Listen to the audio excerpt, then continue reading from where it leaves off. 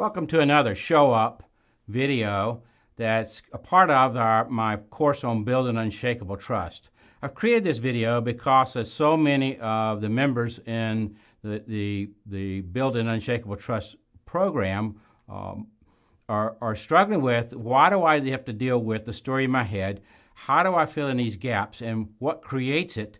Why am I struggling with this? And bottom line, why are you starting out this whole course of building unshakable trust based on me? Well, I'm going to answer that question because I think it's a very good question, and it's very important for us to realize why that is. So, as you begin to understand that the brain is an incredible thing, it's a vastly complicated organ of our body, and one of the last areas that we really began to figure out what it is because of the ability to research today and to look into the brain in certain ways. It doesn't harm the brain, but to understand it.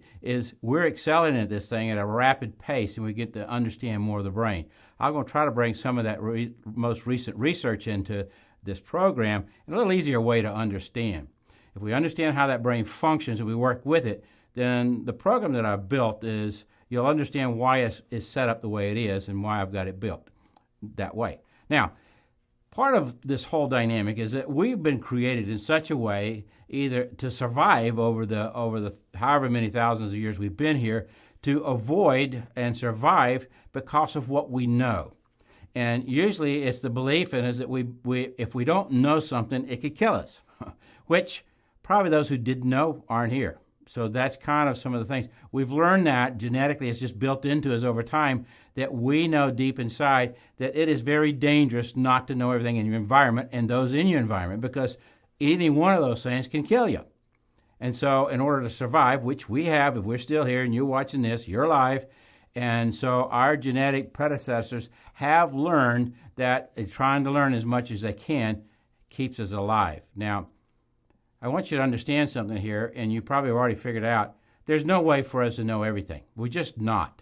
Even somebody that you're in a relationship with that's healthy and y'all spend a lot of time in recovery and communicating and talking, there's still gaps in what you know or don't know in people in your life. Now, what happens with these gaps is that it really creates within us a sadness, a fear, if you would say, an anxiety very high because of the gaps that we, even in healthy relationships or in life, are not going to know everything about everything.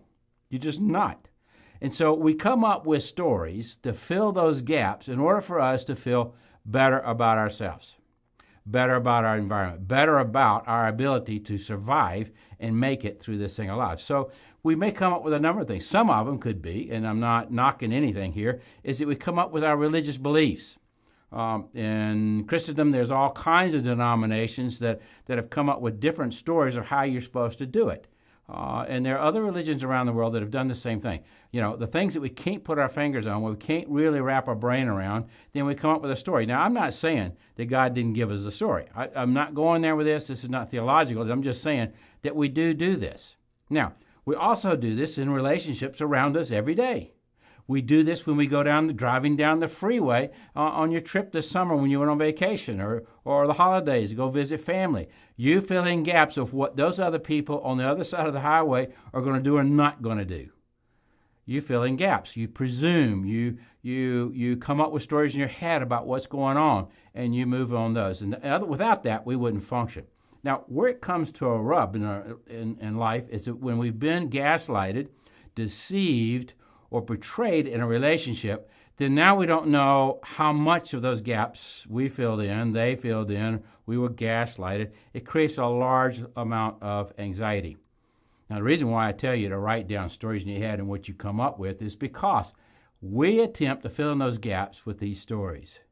Maybe we say to ourselves, well, maybe they did such and such, and in that process we try to fill in a gap. Maybe we say, maybe it's this way as it happened. Maybe it happened this way or that way. And so we try to fill in the storyline of our life in this relationship with this person or persons, that this is why certain things happen, or this is how it happened, or this is what happened. You know, we may even say to ourselves, I think this is what was said.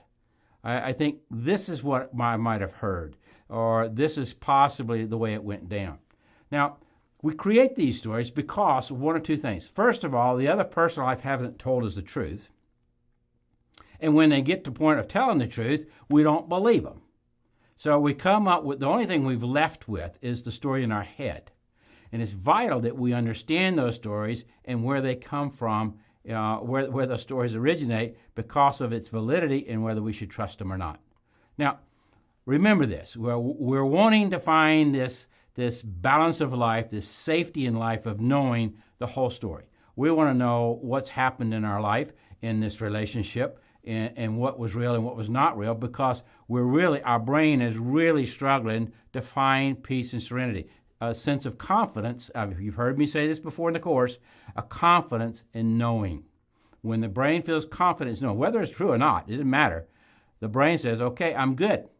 Now, that depends on where we come from with the story. Now, the brain's going to go to one of three places. And you've heard me talk about this before, whether we're coming from the lower limbic system, the reptilian part of the brain, that amygdala, where it's not very smart but very fast, or coming from the monkey part of the brain, that higher limbic system, not very smart but very fast, and it only knows a few buttons to push.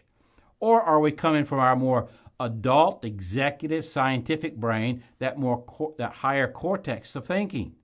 Now, it depends on where the story is originated as to how well this is going to go for us.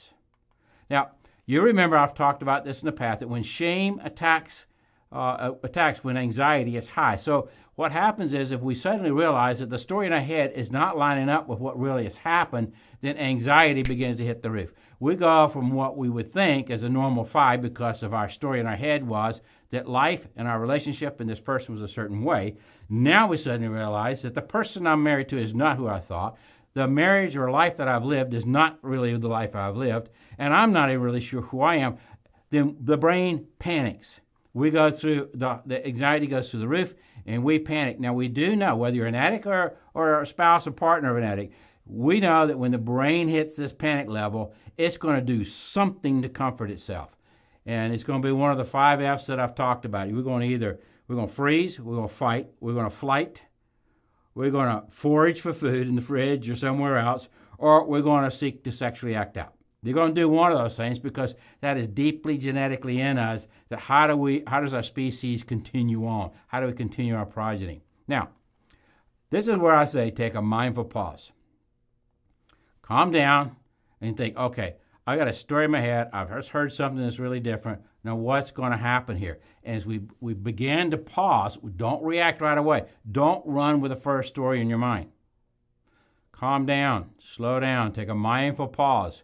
And I've talked about these in the workbook, or in the Building Unshakable Trust course, that if you would just say, go make a call to your sponsor, set up an appointment with your therapist, call a friend and have coffee, take a walk, do something to slow down your reaction to make sure you're coming from that executive, that scientific, your cortex, rather than the lower part of your brain.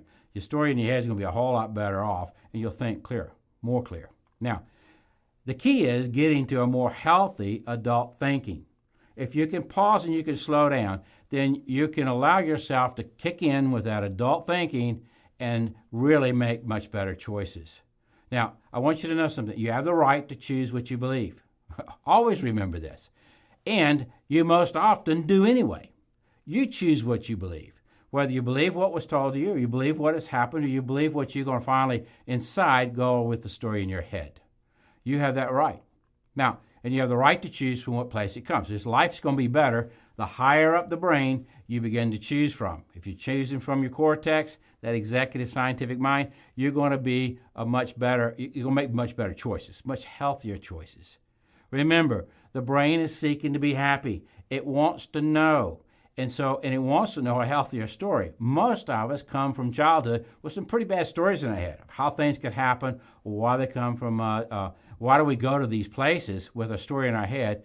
And so one of the things I challenge you to do is being around healthier people, getting help with a therapist to work through some of those thoughts and those beliefs deep inside, and also just giving yourself a chance to move up in your brain to a higher level. The anxiety will drop.